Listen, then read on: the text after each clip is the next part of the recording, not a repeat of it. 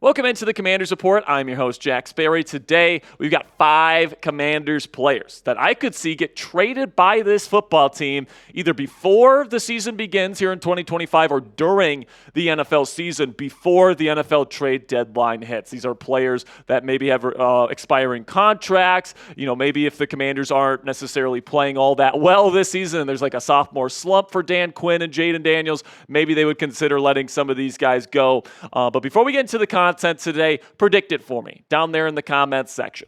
Will the Commanders make another trade before the season begins? Trey Hendrickson, Adafe Owe. Could they go get somebody else? Let me know down there in the comments section. Yes or no, will the Commanders make another trade before the season begins? Now, before we get into my list today of 5 players on the Commanders roster that I think could be traded, I'm not necessarily predicting that these guys all get traded, all right? So don't come at me in the comments section at the trade deadline and say, Sperry predicted all these guys were going to get traded. No, I'm just saying that there is a scenario where I could see these guys get traded if the stars align. So with that in mind, let's get into my first name here, which is Dorance Armstrong. All right, now you might be saying at home, Jack, Dorance Armstrong right now is arguably our best edge rusher on the team. What the hell?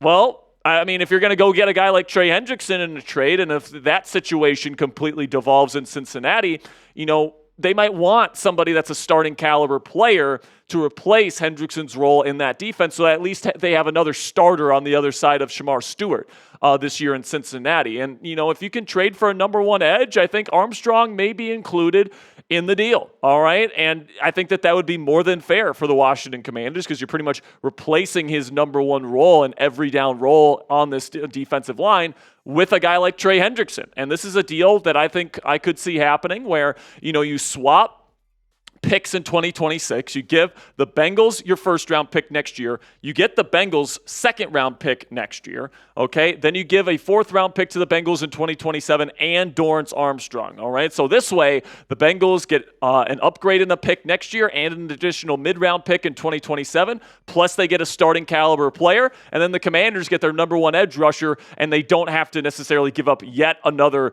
draft pick here, and you still have 2 picks on day 2 of the draft next year. So let me know what you guys think down there in the comments section. Would you include Dorance Armstrong in a trade of this kind of caliber if it means you get a guy like Trey Hendrickson? Give me an A for accept or D for decline. Let me know what you guys think down there in the comments section for today's pinned question. YouTube's going to throw you an ad break here in just a couple of seconds. And also we'll tell you about our friends at Prize Picks today. When I'm talking about Prize Picks, let me know if you would accept or decline this trade down there in the comments section. And with that, let's have a word from our friends here at Prize Picks, which is the best place to turn your sports knowledge into stone cold cash. With millions of members, Prize Picks has made daily fantasy sports accessible to all, and you can download it on your phone right now for free.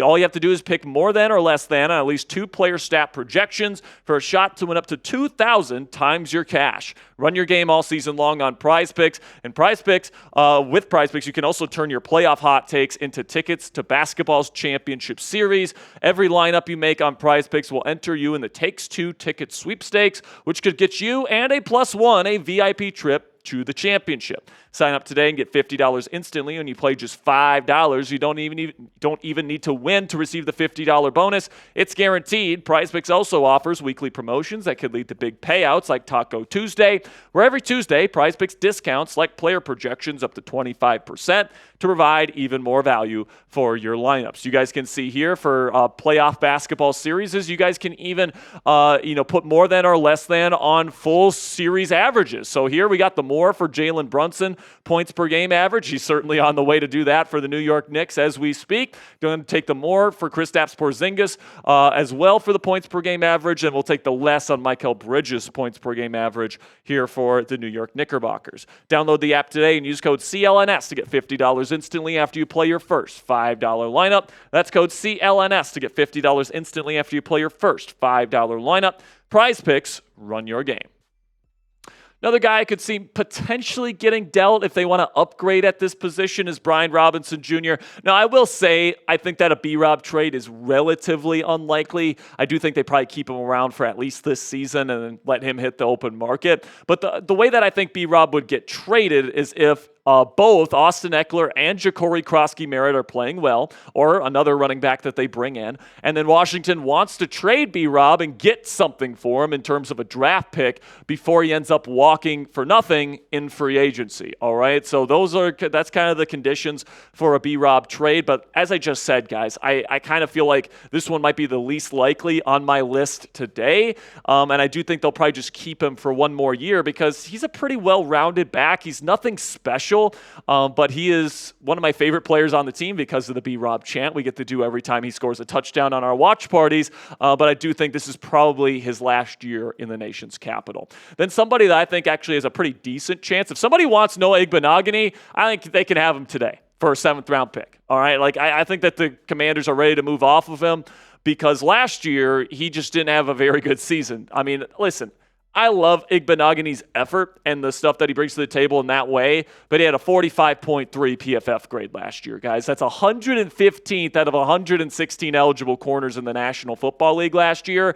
That's just not good enough, all right? Now, he does bring some savvy and some toughness, so maybe if a team really wants to get him as their starting slot corner and they think that he's awesome, sure, we'll give him to you for a 7th-round pick. But right now, I kind of like the slot situation here in Washington. You got Mike Sainristil, who you drafted to be a slot corner out of Michigan. I think he's going to be an impact-level player for this defense this year. Then you got Jonathan Jones, who's a really, really good depth piece to have here that's slot-capable. And then if push comes to shove, UDFA Robert McDaniel from Jackson State played in the slot for that football team, and he's awesome in the slot, man. So I really like the situation that the Washington Commanders have in the slot right now. I just don't know where Igbenogany kind of slots in. So I think that the Commanders would love to trade him before the season if they could.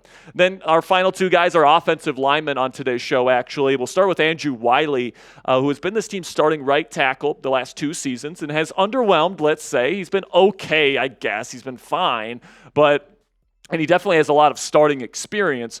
But it's clear that the Commanders are ready to move on. Now, because of Sam Cosmi's injury, Wiley's probably going to be the starting right guard for the team to start this season. So this is not one where I expect him to be traded before the season begins. This is more of a deadline deal because Sam Cosmi could be back by the deadline. And then if an offensive lineman kind of needy team at the deadline wants a player that has a lot of starting experience to kind of supplement their O-line because let's say they have an injury that can play, and Wiley can play guard, he can play tackle, he's got some versatility in that regard. If a team comes calling and they're like, we'll give you a 6th-round pick for your backup, offensive lineman here, I think that's something the Commanders would certainly consider.